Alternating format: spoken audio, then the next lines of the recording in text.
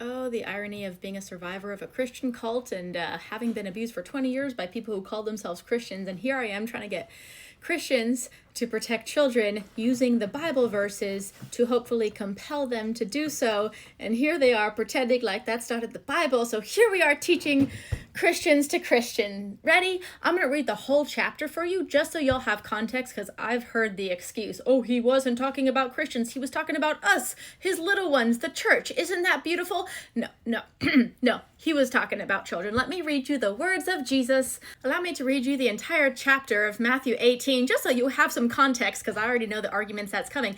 At the same time came the disciples unto Jesus, saying, who is the greatest in the kingdom of heaven? And Jesus called a little child unto him, and set him in the midst of them, and said, verily I say unto you, except ye be converted and become as little children, you shall not enter the kingdom of heaven. Whosoever therefore shall humble himself as this little child, the same is the greatest in the kingdom of heaven. And whoso shall receive one such little child in my name receiveth me.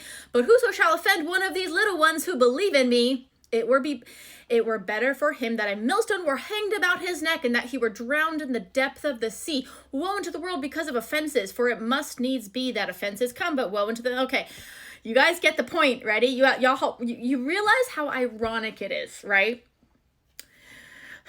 I was born and raised in a Christian cult. Trafficking, all the different types of abuse and words most people can't handle. Yeah, my message is what? Trying to get people to protect children.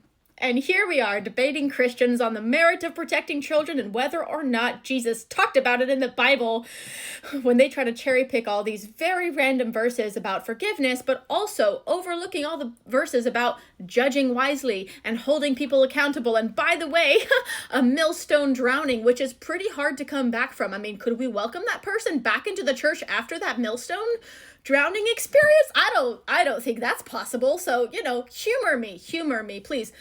But to be honest, I'm totally just ranting, because I just spent about an hour debating a bunch of Christians that were saying that Jesus wasn't talking about children, or that we should just forgive and let God handle things. And then I definitely want to acknowledge all the people, and definitely the overwhelming majority of people in the comments that understood the assignment, that were not trying to pretend like they didn't understand the question, or like I'm being confusing and asking this very simple question.